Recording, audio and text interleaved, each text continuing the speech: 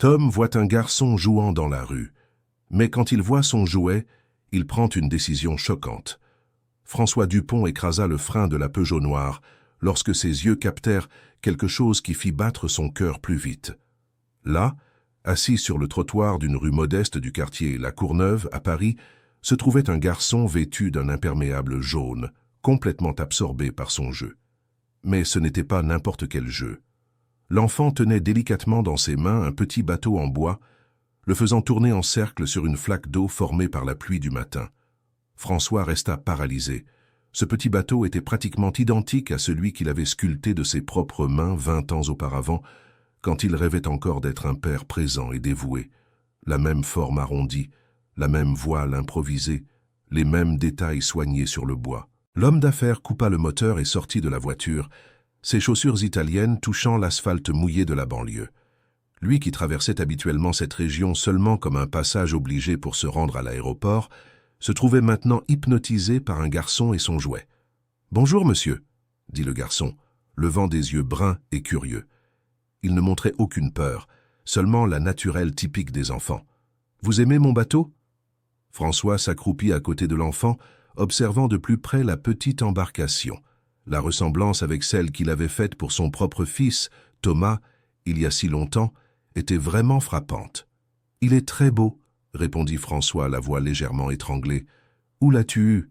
C'est mon grand-père Marcel qui l'a fait pour moi, » expliqua le garçon avec fierté. « Il a dit que le bateau est le jouet le plus important au monde, parce qu'il nous apprend qu'on peut naviguer n'importe où, même quand tout semble perdu. » Les mots frappèrent François comme un coup de poignard dans la poitrine. Ils étaient presque identiques à ceux qu'il avait dits à Thomas des années auparavant, quand il croyait encore pouvoir être le père qu'il n'avait jamais eu. Avant que la pression du travail, les exigences infinies et la recherche obsessionnelle du succès ne consumassent tous ses rêves familiaux. « Comment t'appelles-tu » demanda François, essayant de contrôler l'émotion qui menaçait de déborder. « Hugo Martin » répondit le garçon, essuyant le petit bateau avec la manche de son imperméable jaune. « Et vous » ? François Dupont. Le nom de famille ne signifiait rien pour l'enfant qui continua à jouer tranquillement. Pour Hugo, il n'était qu'un adulte de plus par un samedi matin. Mais pour François, cette rencontre remuait des blessures qu'il croyait cicatrisées depuis longtemps. « Ton grand-père habite près d'ici » interrogea François, regardant autour de lui la rue modeste, avec ses petites maisons bien entretenues. « Non, monsieur, il habite à l'EHPAD. J'y vais tous les dimanches lui rendre visite. » Hugo rangea soigneusement le petit bateau dans la poche de son imperméable. « Ma mère travaille beaucoup, alors parfois j'y vais seul en bus. » Cette révélation fit François se lever brusquement, un garçon de pas plus de 7 ans se déplaçant seul dans la ville pour rendre visite à son grand-père en EHPAD. Où était la famille de cet enfant? Pourquoi personne ne se souciait de sa sécurité? « Tout seul? Mais tu es trop petit pour te déplacer seul dans la ville, » dit François, sans pouvoir cacher son inquiétude. « Je me débrouille, monsieur. Ma mère m'a appris. Elle fait le ménage dans 2 immeubles, alors elle ne peut pas toujours m'accompagner. Mais papy Marcel est très content quand je débarque là-bas. » François sentit un nœud à l'estomac. Alors qu'il conduisait des voitures de luxe et concluait des affaires à des millions, il existait des enfants comme Hugo, naviguant seuls à travers les difficultés de la vie. Et le pire, ce même scénario d'abandon familial lui paraissait douloureusement familier. « Que fait ton grand-père à l'EHPAD » demanda François, sincèrement intéressé. « Ah, il fait des petits bateaux toute la journée. » Les yeux d'Hugo s'illuminèrent. « Il y a un atelier là-bas où il apprend à d'autres papys. Il fabrique des centaines de bateaux. Le grand-père dit que chaque bateau porte le rêve de quelqu'un. Cher auditeur, si vous aimez cette histoire, n'hésitez pas à laisser un like et surtout à vous abonner à la chaîne. Cela nous aide énormément, nous qui débutons. Maintenant, continuons. » François resta silencieux quelques secondes, digérant cette information. Un atelier de petits bateaux dans une maison de retraite. Pour une raison obscure, cela lui parut bien trop familier pour n'être qu'une coïncidence.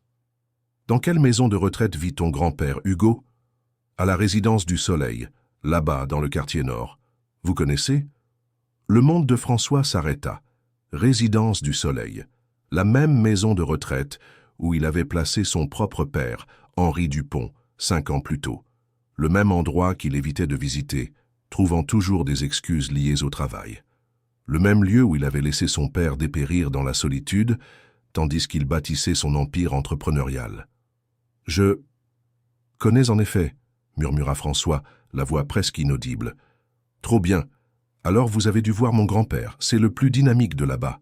Il est toujours dans le jardin à fabriquer ses petits bateaux et à discuter avec les autres résidents. » François tenta de se souvenir des rares fois où il était venu dans cette maison de retraite. Lors des rares occasions où il s'y rendait, toujours pressé, toujours regardant sa montre, toujours considérant ses visites comme une obligation de plus à remplir. Avait-il croisé le grand-père de Hugo, sans même le remarquer? « Hugo, aimerais-tu que je t'emmène voir ton grand-père aujourd'hui ?» La question sortit avant même que François n'en mesure les implications. L'enfant le regarda avec surprise, mais ses yeux se remplirent aussitôt de joie. « Vous feriez ça? Vraiment? Bien sûr.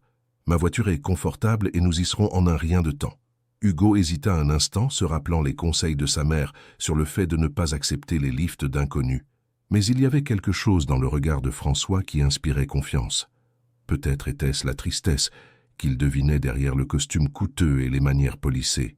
« D'accord, tonton François, mais il faut d'abord que je prévienne maman. » L'enfant sortit un téléphone simple de sa poche et composa un numéro. François observa la conversation, impressionné par la maturité du garçon. « Maman, un monsieur très gentil propose de me conduire à la maison de retraite. Il dit connaître l'endroit. »« Non, maman, il a l'air bien. »« D'accord, je vais lui demander la plaque d'immatriculation. Je t'aime aussi. » Hugo raccrocha et sourit à François. « Ma mère veut savoir le numéro d'immatriculation de votre voiture. Elle fait toujours ça quand quelqu'un propose de m'aider. » François sourit, impressionné par la sagesse de cette femme qu'il ne connaissait même pas. Même en travaillant autant, elle veillait à protéger son fils du mieux possible. Quelques minutes plus tard, ils étaient dans la Peugeot noire en route vers la résidence du Soleil. Hugo était émerveillé par l'intérieur de la voiture, passant la main sur les sièges en cuir et observant chaque détail. « Tonton François, vous êtes très riche, hein ?» demanda Hugo avec la franchise typique des enfants. « Pourquoi dis-tu cela ? À cause de la voiture, des vêtements. Et vous parlez comme les messieurs à la télé que ma mère regarde aux informations. » François rit, mais ce fut un rire sans joie. Riche, il l'était sans aucun doute. Mais la richesse lui avait coûté tout ce qui comptait vraiment dans la vie.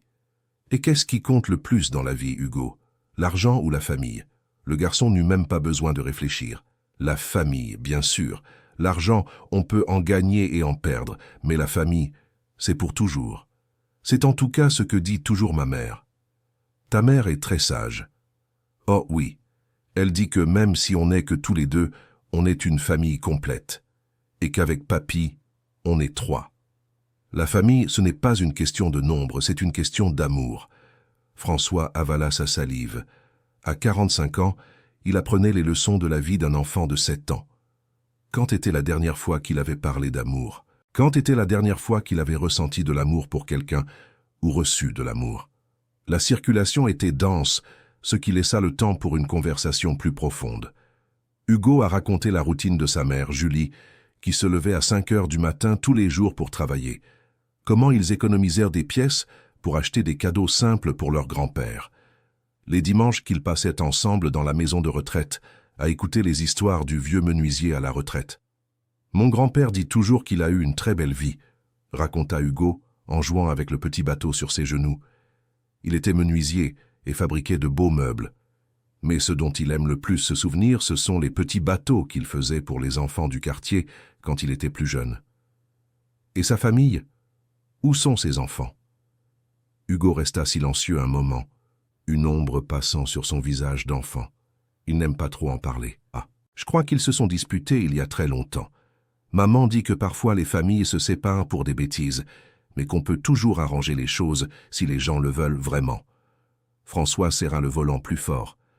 Des familles qui se séparent pour des bêtises. Exactement comme ça s'était passé avec lui et son père, une dispute idiote sur la carrière que François devait choisir, qui s'était transformée en années de silence et de rancœur accumulée. « Ton grand-père est heureux dans la maison de retraite ?» demanda François, essayant de changer de sujet. « Je crois que oui. Il s'y est fait beaucoup d'amis. Il y en a un en particulier qu'il aime beaucoup, Un monsieur qui travaillait beaucoup aussi et qui ne voit pas sa famille depuis longtemps. Ils passent leurs journées ensemble à fabriquer des petits bateaux et à raconter des histoires. Le cœur de François faillit s'arrêter. Serait-ce? Comment est cet ami de ton grand-père? C'est un monsieur grand, aux cheveux grisonnants, qui porte toujours une chemise habillée, même à la maison de retraite. Papy dit qu'il était important, qu'il avait une grande entreprise, mais qu'il est un peu triste maintenant parce que sa famille lui manque. François en fut certain. Il parlait de son propre père. Henri Dupont avait toujours été vaniteux sur son apparence, même après sa retraite, et les descriptions correspondaient parfaitement. « Comment s'appelle cet ami ?»« Monsieur Henri », répondit Hugo naturellement. « Pourquoi vous me posez autant de questions sur lui ?» François ne put répondre. Son esprit tentait de saisir une coïncidence qui semblait impossible. Son père et le grand-père d'Hugo étaient amis dans la maison de retraite, la même maison de retraite qu'il évitait de visiter, où deux hommes abandonnés par leur famille se consolaient mutuellement, en fabriquant des petits bateaux en bois. « Nous sommes arrivés », dit François en arrêtant la voiture sur le parking de la résidence du Soleil. Hugo descendit tout excité, mais s'arrêta en remarquant que François était immobile, les mains toujours agrippées au volant. « Tonton François, vous ne descendez pas ? Je ne sais pas si c'est une bonne idée. »« Pourquoi ? Vous connaissez quelqu'un ici ?» François le regarda dans le rétroviseur. Comment expliquer à un enfant qu'il était sur le point de retrouver le père qu'il avait abandonné? Comment admettre qu'il avait fui ce moment pendant des années par pure fierté? « Oui, Hugo, je connais quelqu'un ici, quelqu'un de très important pour moi, mais que j'ai beaucoup blessé. » Hugo ouvrit la portière et s'approcha de la vitre de François. « Papy dit toujours qu'il n'est jamais trop tard pour s'excuser. Il dit que la fierté, c'est comme une blessure. Plus on attend, plus ça fait mal, et plus c'est difficile à guérir. » Sur ces mots, Hugo se dirigea vers l'entrée de la maison de retraite en portant son petit bateau. François resta quelques minutes dans la voiture, rassemblant son courage pour une rencontre qu'il reportait depuis 5 ans. Finalement, il respira profondément et sortit du véhicule. La réceptionniste le reconnut immédiatement, bien qu'elle parût surprise de le voir un samedi. « Monsieur François, quelle surprise de vous voir aujourd'hui. Votre père va être si heureux. »« Il va bien ?»« Physiquement, oui, mais... Eh bien, il est un peu mélancolique. Il passe la plupart de son temps avec son Marcel à l'atelier d'artisanat. Ils sont devenus inséparables. » François se dirigea vers le jardin où il avait l'habitude de trouver son père lors de ses rares visites précédentes. Ses pas étaient hésitants, son cœur battant fort dans sa poitrine. C'est alors qu'il entendit la voix d'Hugo, parlant avec animation. « Papy, regarde qui m'a amené ici aujourd'hui. » François tourna le coin, et la scène devant lui le laissa sans voix. Assis à une table en bois sous un arbre majestueux, 2 hommes âgés étaient entourés de dizaines de petits bateaux en bois. L'un d'eux était Marcel, un homme noir aux cheveux blancs et au sourire accueillant. L'autre était son père, Henri Dupont. Les 2 hommes regardèrent dans la direction de François simultanément. Marcel sourit et fit signe, clairement heureux de connaître celui qui avait amené Hugo. Mais Henri resta paralysé. Père et fils se regardèrent en silence pendant de longues secondes, tandis que Hugo continuait à parler avec animation, inconscient de la tension dans l'air. « Papy, c'est l'oncle François. Il m'a donné un lift jusqu'ici et il a été super gentil avec moi. » Marcel regarda de François à Henri, percevant quelque chose d'étrange dans la réaction de son ami. « Enchanté, François.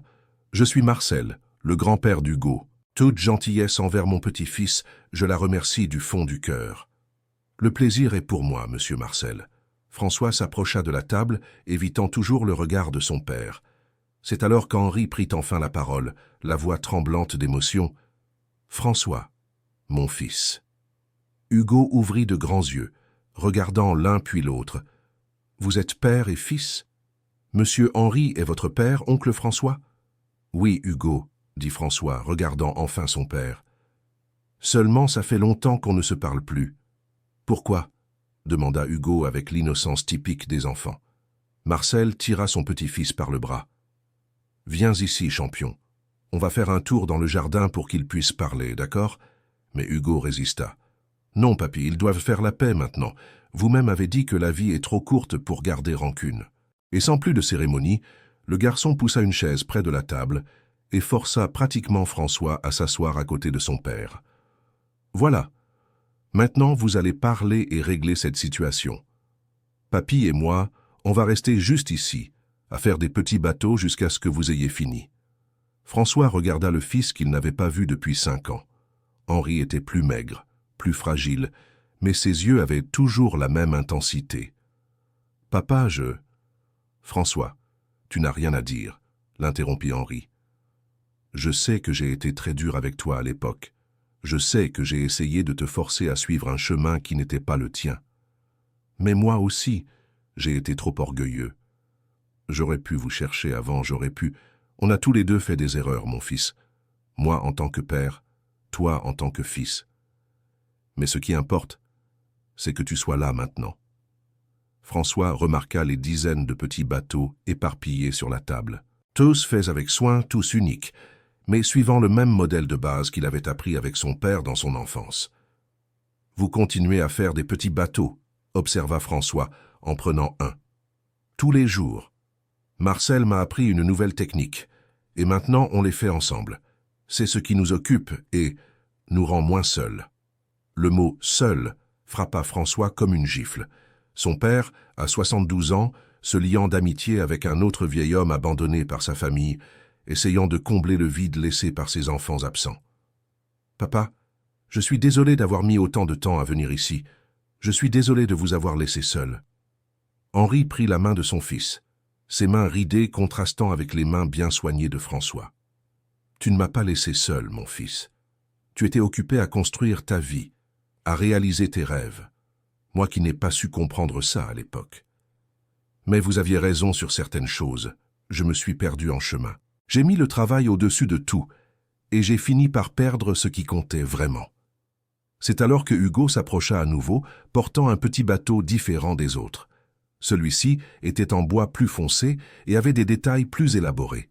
« Monsieur Henri, montrez à oncle François le bateau spécial que vous gardez. » Henri hésita, regardant François avec une expression vulnérable. « Celui-là, je l'ai fait en pensant à mon petit-fils, au fils de François.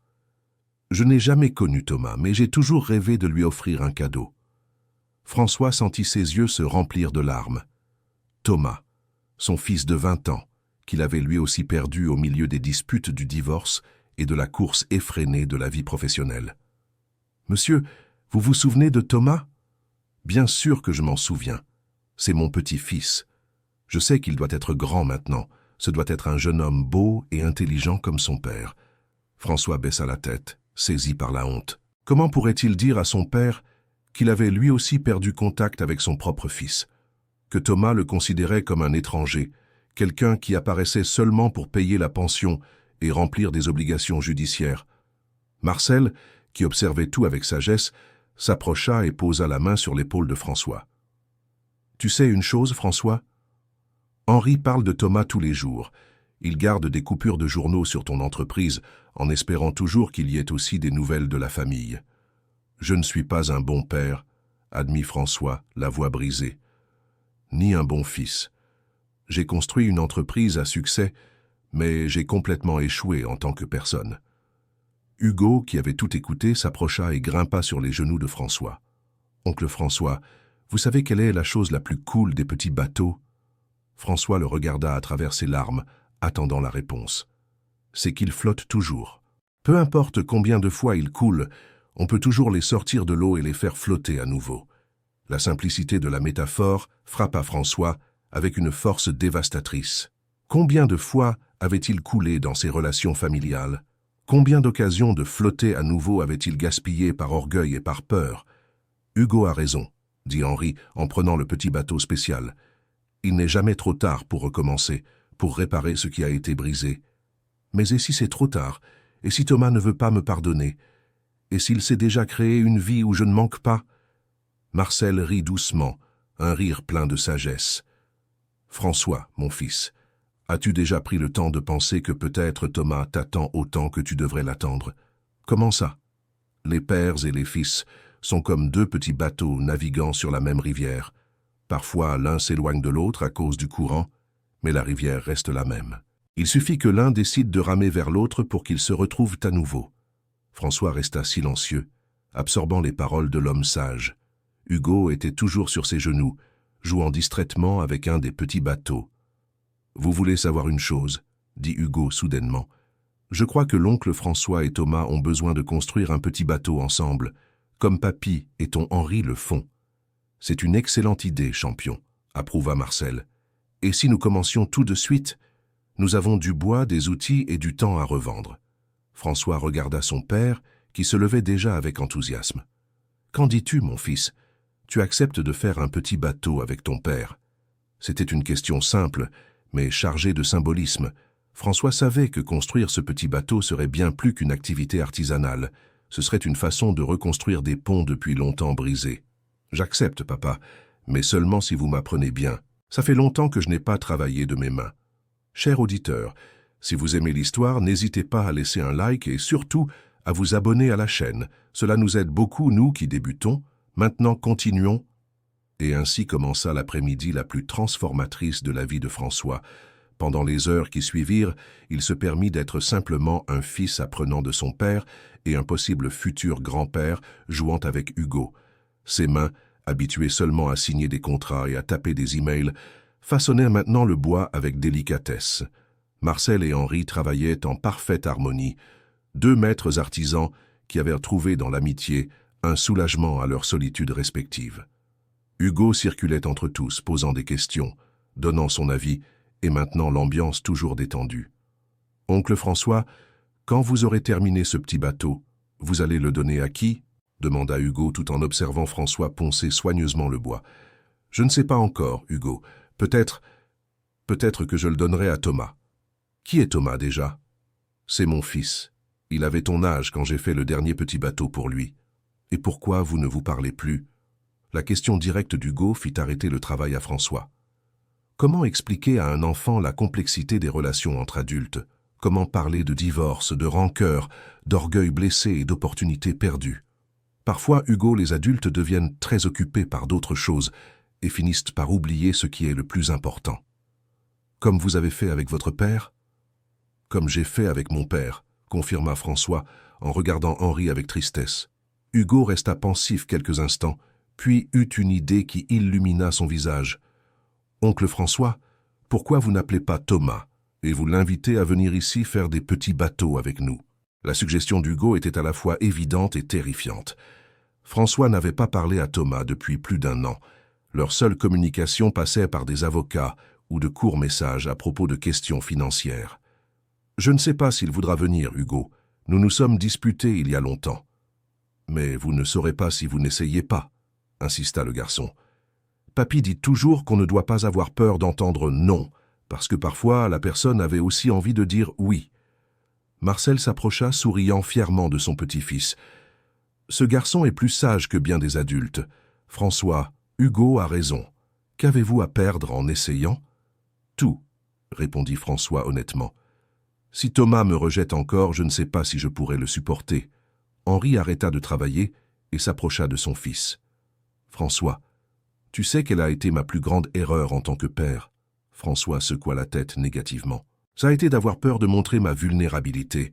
Je pensais qu'être père signifiait être fort tout le temps, ne jamais montrer de doutes ou de faiblesses.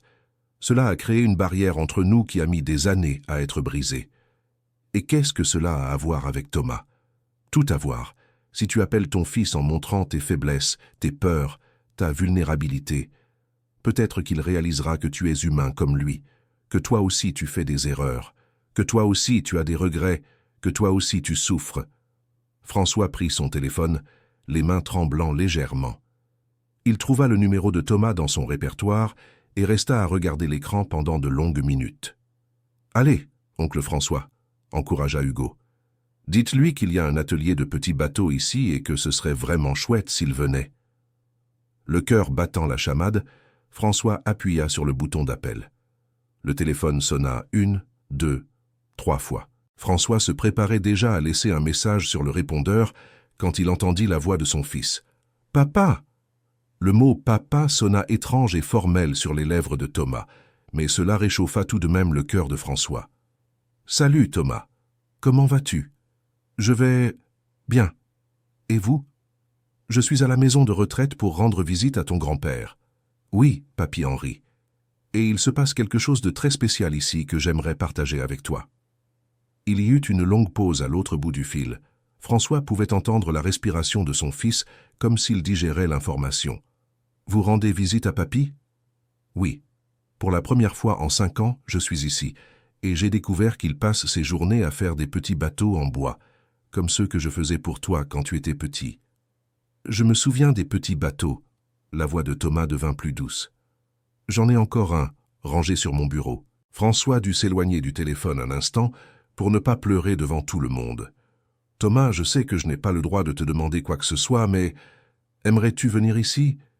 Il y a un monsieur très sage ici qui m'a appris qu'il n'est jamais trop tard pour reconstruire des ponts. Je ne sais pas, papa. Ça fait tellement longtemps. Hugo, qui avait tout entendu, prit le téléphone des mains de François. Salut, Thomas. Je m'appelle Hugo. Ton père m'a amené ici aujourd'hui et on fait des super petits bateaux avec ton papy et mon papy aussi. François a essayé de récupérer le téléphone, mais Hugo s'est éloigné. Il faut que tu viennes, Thomas. Ton père est très triste parce que vous ne vous parlez pas, et ton papy passe ses journées à faire des petits bateaux en espérant te connaître. Qui es-tu, petit? François a réussi à entendre la voix amusée de Thomas de l'autre côté de la ligne.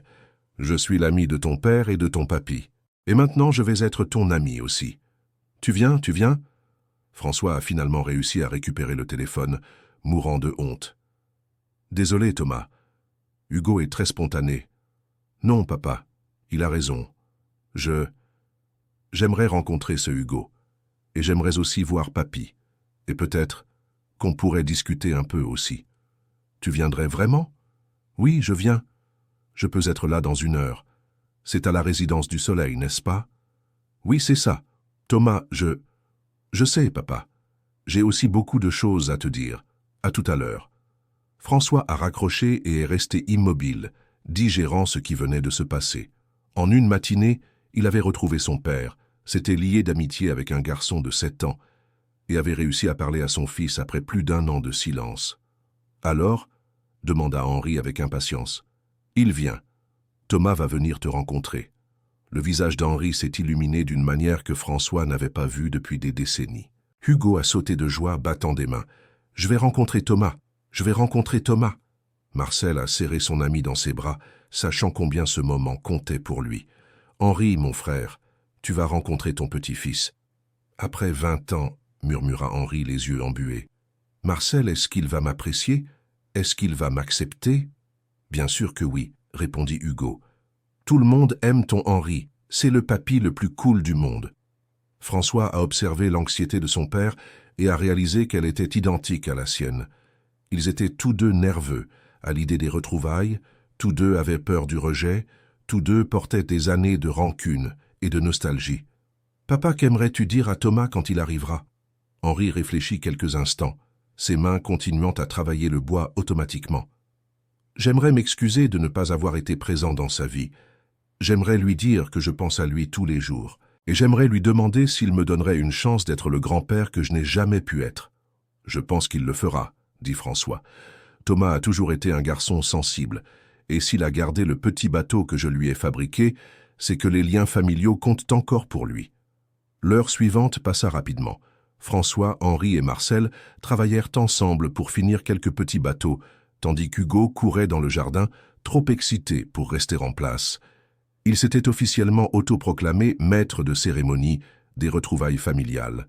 « Tonton François, comment est Thomas? Il est beau, il est grand, il aime les petits bateaux. » « C'est un très beau jeune homme, Hugo. Il a des cheveux bruns, des yeux verts comme les miens, et il est presque de ma taille.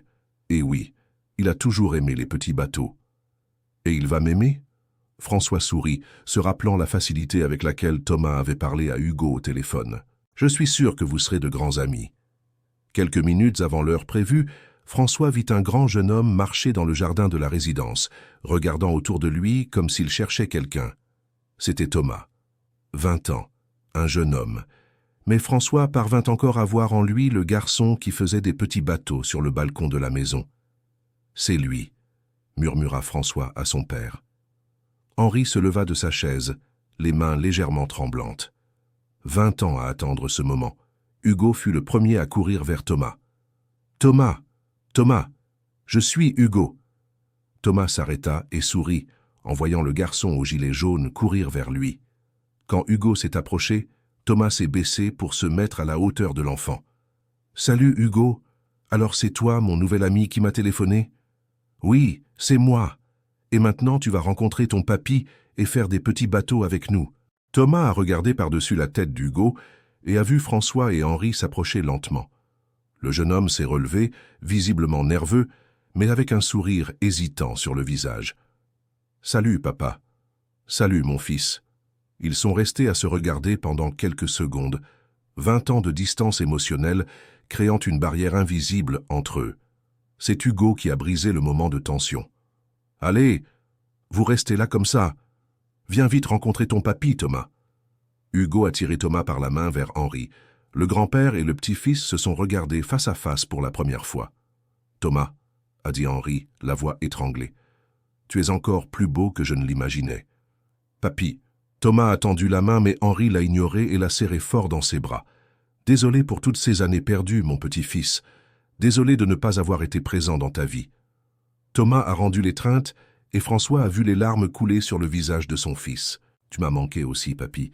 Même sans te connaître, tu m'as toujours manqué. » Marcel, qui observait tout à une distance respectueuse, s'est approché pour se présenter. « Thomas, je m'appelle Marcel. Je suis le grand-père d'Hugo et le meilleur ami de ton grand-père. Il parle de toi tous les jours. »« Enchanté, monsieur Marcel. Merci d'avoir pris soin de mon grand-père toutes ces années. »« On a pris soin l'un de l'autre, mon garçon, et Hugo a pris soin de nous deux. » Marcel a souri à son petit-fils. « C'est lui qui a amené ton père ici aujourd'hui. » Thomas a regardé Hugo avec tendresse. « Alors j'ai beaucoup à te remercier, champion. Pas besoin de me remercier. Maintenant, on va faire des petits bateaux ensemble. Moi, toi, ton père, ton papy, mon papy. Une grande famille qui fait des petits bateaux. » Le mot « famille » a résonné dans le jardin de la maison de retraite avec un poids particulier. François a regardé autour de lui et a réalisé que, d'une manière inexplicable, ces 5 personnes avaient formé une famille improbable mais réelle. « Viens, Thomas, » a dit Henri, tirant son petit-fils vers la table de travail. « Je veux te montrer le petit bateau que j'ai fait spécialement pour toi. » Thomas s'est approché de la table et a pris le petit bateau aux détails les plus élaborés. Ses mains tremblaient légèrement en tenant la petite embarcation. « Il est magnifique, papy. Merci. Je l'ai fait en pensant à toi pendant toutes ces années. Chaque détail a été fait avec beaucoup d'amour. » François a observé les retrouvailles entre le père et le fils avec un mélange de joie et de mélancolie. De la joie de voir qu'il n'était pas trop tard pour reconstruire les liens familiaux.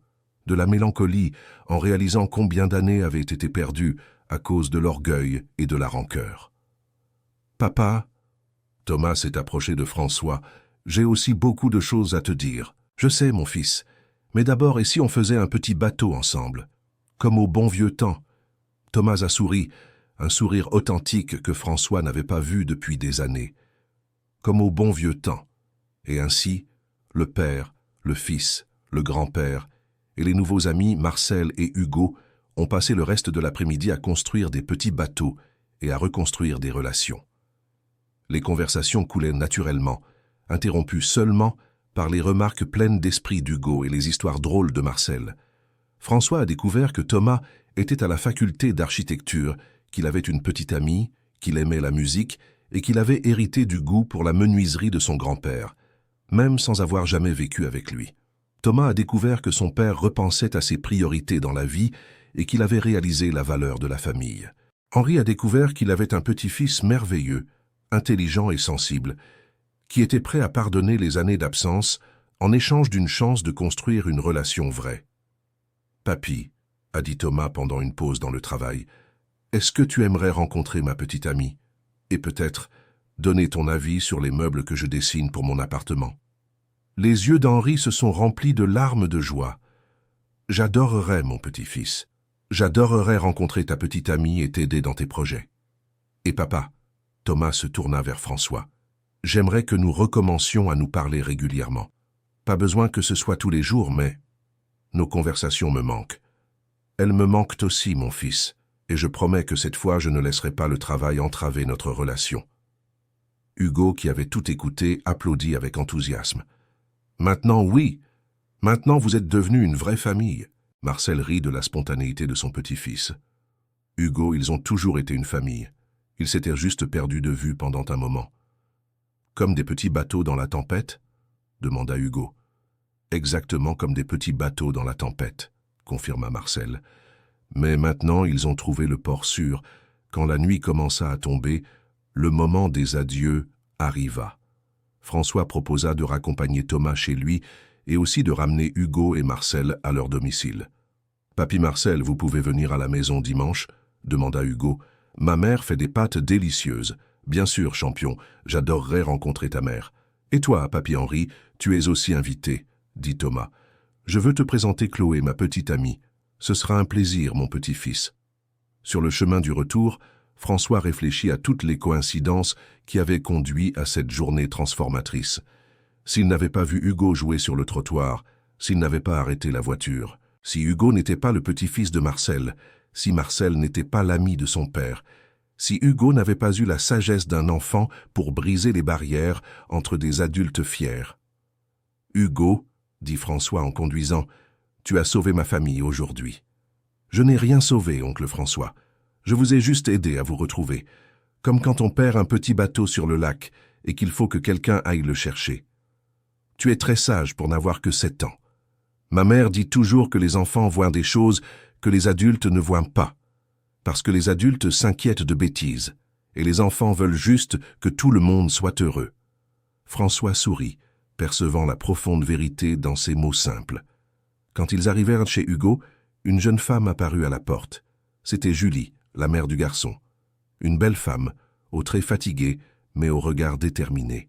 « Maman, maman, il s'est passé tellement de choses géniales aujourd'hui. » Hugo courut pour embrasser Julie. François descendit de voiture pour se présenter. « Bonsoir madame, je suis François Dupont. » Ce fut un plaisir de passer la journée avec Hugo. Julie le salua poliment, mais François percevait la méfiance dans son regard. Une mère célibataire devait toujours être prudente avec les étrangers qui approchaient à son fils. « Hugo m'a dit que vous avez été très gentil avec lui aujourd'hui. Merci de l'avoir emmené voir papy. » Le plaisir était pour moi. En vérité, Hugo m'a bien plus aidé que je ne l'ai aidé. Hugo tira sa mère par la main. « Maman, oncle François a retrouvé son père aujourd'hui. Et son fils aussi. Tout ça à cause du petit bateau de papy. » Julie regarda François avec une curiosité renouvelée. Il y avait quelque chose dans son expression qui indiquait que cela avait été un jour très spécial. « Je suis contente que vous vous soyez réconciliés, » dit Julie sincèrement. « C'est grâce à votre fils.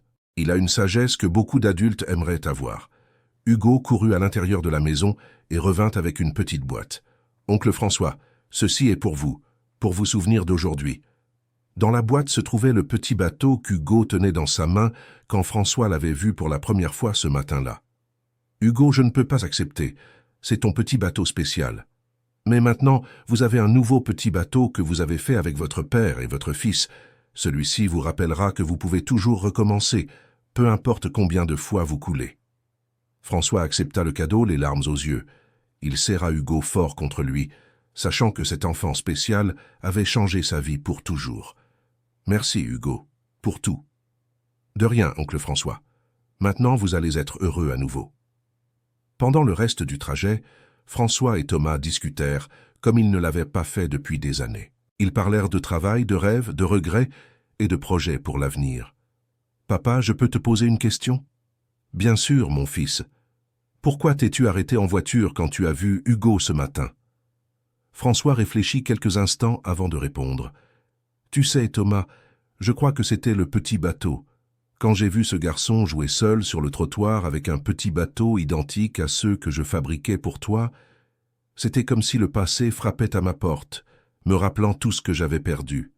Et tu as décidé d'essayer de le retrouver. En fait, je crois que Hugo a décidé pour moi. Ce garçon a une force spéciale, une capacité à voir des solutions là où les adultes ne voient que des problèmes. » Thomas sourit, se rappelant la conversation téléphonique avec Hugo. Il est vraiment spécial, et sa famille semble aussi très unie.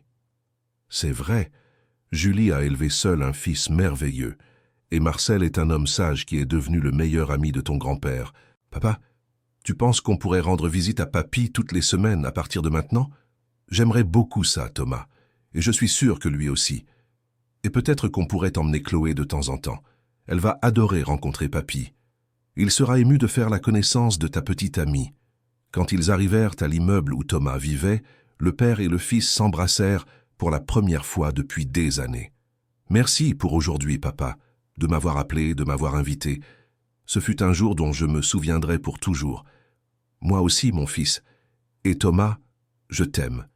Je sais que je ne l'ai pas dit depuis longtemps, mais je t'ai toujours aimé, même quand j'étais un père absent. Je t'aime aussi, papa, et je suis heureux qu'il ne soit pas trop tard pour recommencer. François rentra chez lui le cœur plus léger qu'il ne l'avait ressenti depuis des années. Sur le siège à côté se trouvait le petit bateau que Hugo lui avait offert, un symbole tangible qu'il est toujours possible de recommencer. Cher auditeur, si vous aimez cette histoire, n'hésitez pas à laisser un like et surtout à vous abonner à la chaîne. Cela nous aide beaucoup, nous qui débutons. Maintenant, continuons. Le lundi suivant, François arriva au bureau avec un état d'esprit complètement différent. Au lieu de s'enfouir sous les feuilles de calcul et les rapports, il délégua plus de responsabilités à l'équipe et bloqua des horaires spécifiques pour les engagements familiaux. Sa secrétaire, Sylvie, remarqua immédiatement le changement.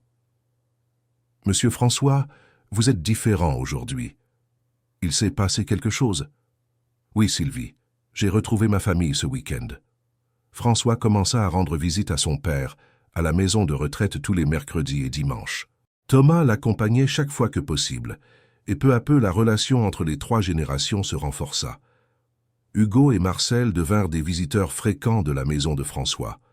Julie, initialement méfiante, commença à percevoir que François était véritablement une bonne personne qui avait été transformée par la rencontre avec son fils. Un mois après leur première rencontre, François prit une décision qui surprit tout le monde. Il proposa un emploi à Julie dans son entreprise, dans le secteur administratif. Elle pourrait travailler à temps partiel, garantissant qu'elle aurait encore du temps pour s'occuper d'Hugo et rendre visite à Marcel à la maison de retraite. « Pourquoi faites-vous cela ?» demanda Julie pendant l'entretien. « Parce que votre fils a sauvé ma famille, et parce qu'une mère dévouée comme vous mérite une meilleure opportunité. Mais je n'ai aucune expérience de bureau. Vous avez quelque chose de bien plus précieux, du caractère. Le reste, on vous l'apprendra. » Julie accepta le poste, et Hugo fut ravi d'apprendre qu'il pouvait désormais rendre visite à oncle François, au bureau, quand il le souhaitait. L'entreprise de François subit des changements significatifs. Il a mis en place des politiques de flexibilité pour les employés ayant des enfants, a créé un programme de visite dans les maisons de retraite et a commencé à accorder plus d'importance à l'équilibre entre vie personnelle et vie professionnelle. 3 mois après ce samedi transformateur, François organisa une fête d'anniversaire spéciale pour Henri dans le jardin de la maison de retraite. Étaient présents Thomas et sa petite amie Chloé, Hugo et Julie, Marcel, plusieurs résidents de la maison de retraite et quelques employés de l'entreprise de François. Le thème de la fête fut évidemment des petits bateaux. Il y avait des petits bateaux décoratifs sur les tables, un gâteau en forme de bateau et un atelier improvisé où chacun pouvait construire son propre petit bateau. Pendant le discours d'anniversaire, Henri demanda la parole. « Je veux remercier tous ceux qui sont ici aujourd'hui. Il y a quelques mois, j'étais un vieil homme aigri et solitaire, faisant des petits bateaux uniquement pour passer le temps. Aujourd'hui, à 73 ans, j'ai découvert qu'il n'est jamais trop tard pour être heureux. » Il regarda François avec fierté. « Mon fils m'a appris que le succès ne se mesure pas au nombre d'affaires que l'on conclut, mais au nombre de personnes que l'on parvient à aimer. Mon petit-fils m'a appris que la jeunesse n'est pas une question d'âge, mais d'espoir. Et mon ami Marcel m'a appris que la famille n'est pas seulement une question de sang. Ce sont ceux qui choisissent de rester à vos côtés. Et Hugo m'a appris que la sagesse peut venir d'un garçon de 7 ans portant un imperméable jaune. » Tout le monde rit et applaudit. Hugo, qui était assis sur les genoux de François, se leva et demanda à parler aussi. « Je veux dire que vous êtes tous ma famille maintenant. Papy Marcel, papy Henri, tonton François, Thomas, tati Chloé et ma maman. Et la famille, c'est comme un petit bateau. Quand on navigue ensemble, on va plus loin. Les applaudissements furent encore plus chaleureux. François regarda autour de lui lors de la fête et réalisa qu'Hugo avait raison. Ils étaient devenus une famille non conventionnelle, mais réelle et unie par des liens d'affection et de gratitude. Chloé, qui avait été enchantée par Henri depuis la première visite, s'approcha de lui avec une question spéciale. « Papy Henri, je peux vous demander quelque chose ?»« Bien sûr, ma fille, tout ce que tu voudras. » « Quand Thomas et moi nous marierons, aimeriez-vous me conduire à l'hôtel? Mon père est décédé quand j'étais enfant, et j'adorerais que vous occupiez cette place si spéciale. » Henri fut ému aux larmes. Être appelé papy par Chloé et recevoir une invitation si importante était plus qu'il n'avait jamais rêvé. « Ce serait le plus grand honneur de ma vie, Chloé. » Thomas serra son grand-père dans ses bras, également ému. « Papy, cela signifie que nous aurons besoin de beaucoup de petits bateaux pour le mariage. Nous ferons les plus beaux de tous, » promit Henri. La fête continua jusqu'à la fin de l'après-midi, avec des histoires, des rires et beaucoup de projets pour l'avenir.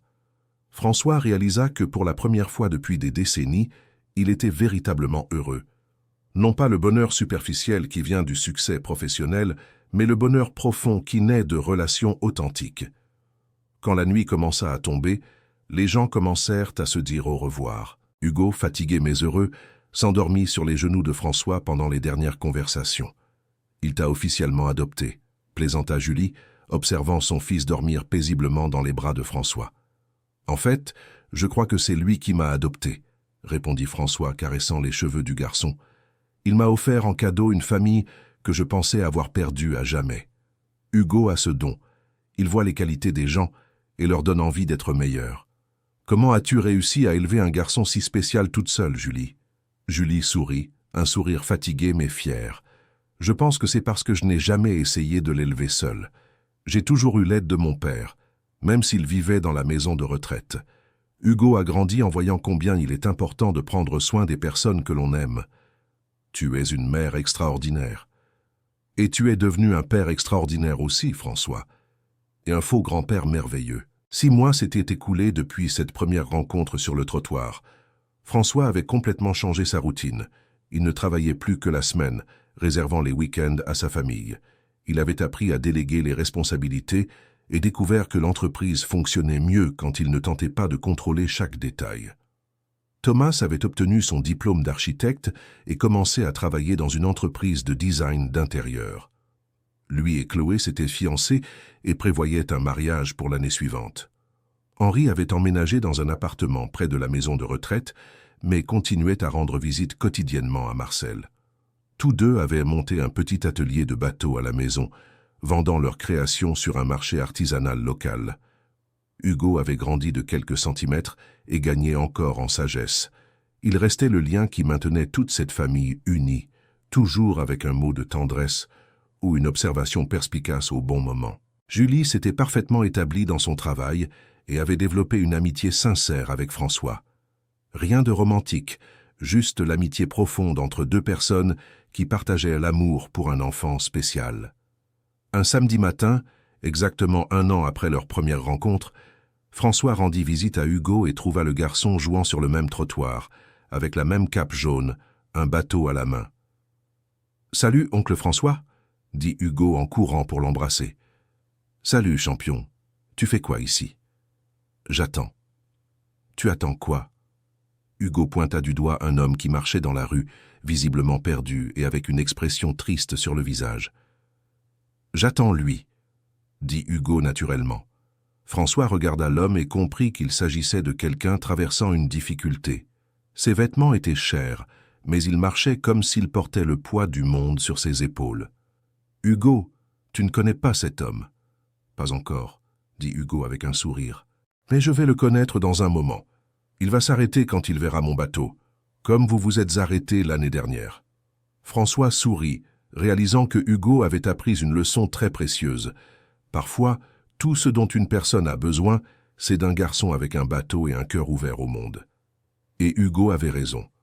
L'homme s'arrêta, regarda le bateau, engagea la conversation avec le garçon et, quelques minutes plus tard, racontait son histoire de séparation familiale à François et Hugo. « Je crois que vous devriez rencontrer mon papy Marcel, » dit Hugo à l'homme. « Il est spécialiste pour réparer les familles perdues. François rit doucement, réalisant que le cycle se répétait. Hugo était devenu un petit ange gardien pour les familles égarées, utilisant ses bateaux comme pont entre les personnes qui avaient besoin de se retrouver. À cet instant, François comprit pleinement la leçon apprise durant cette année transformative. Parfois, les plus grands changements viennent des rencontres les plus inattendues. Un chef d'entreprise prospère, un garçon en cape jaune, un grand-père solitaire et un bateau en bois avaient été les ingrédients parfaits pour une recette de reconstruction familiale. Tandis qu'il marchait vers la voiture pour une nouvelle visite à la maison de retraite, François regarda Hugo et comprit que cet enfant spécial continuerait à répandre l'amour et à réunir les familles sur son passage. Après tout, comme il l'avait dit un jour, les bateaux sont faits pour naviguer ensemble, pas seuls. Ainsi, l'histoire qui avait commencé avec un homme arrêtant sa voiture en voyant un garçon jouer sur le trottoir était devenue bien plus une leçon sur l'importance de la famille, du pardon, de l'humilité et de l'amour inconditionnel. François garda pour toujours ce premier bateau que Hugo lui avait offert, le conservant sur son bureau comme souvenir qu'il n'est jamais trop tard pour changer le cours de sa vie. Et chaque fois qu'elle le regardait, elle se rappelait les paroles sages d'un enfant. Les petits bateaux flottent toujours, peu importe combien de fois ils coulent, on peut toujours les sortir de l'eau et les faire flotter à nouveau. La famille qui avait été reconstruite cette année-là était la preuve vivante qu'Hugo avait raison. Tous avaient coulé à un moment de leur vie, mais avaient réussi à flotter à nouveau quand ils avaient trouvé le havre sûr de l'amour familial. Et Hugo continua d'être le petit gardien de phare qui guidait les petits bateaux perdus vers la maison. Un trottoir mouillé à la fois, un petit bateau en bois à la fois, un cœur ouvert à la fois. Car en fin de compte, nous ne sommes tous que de petits bateaux naviguant sur l'océan de la vie. Et parfois, tout ce dont nous avons besoin, c'est de quelqu'un qui nous aide à retrouver le chemin de la maison. Fin de l'histoire. Et vous, cher auditeur, qu'avez-vous pensé de cette histoire de reconstruction familiale? Avez-vous déjà vécu quelque chose de similaire dans votre vie? Avez-vous eu l'occasion de vous réconcilier avec une personne importante? Racontez-nous votre expérience dans les commentaires. Si cette histoire a touché votre cœur, n'oubliez pas de laisser votre j'aime et surtout de vous abonner à la chaîne pour ne pas manquer d'autres histoires émouvantes comme celle-ci.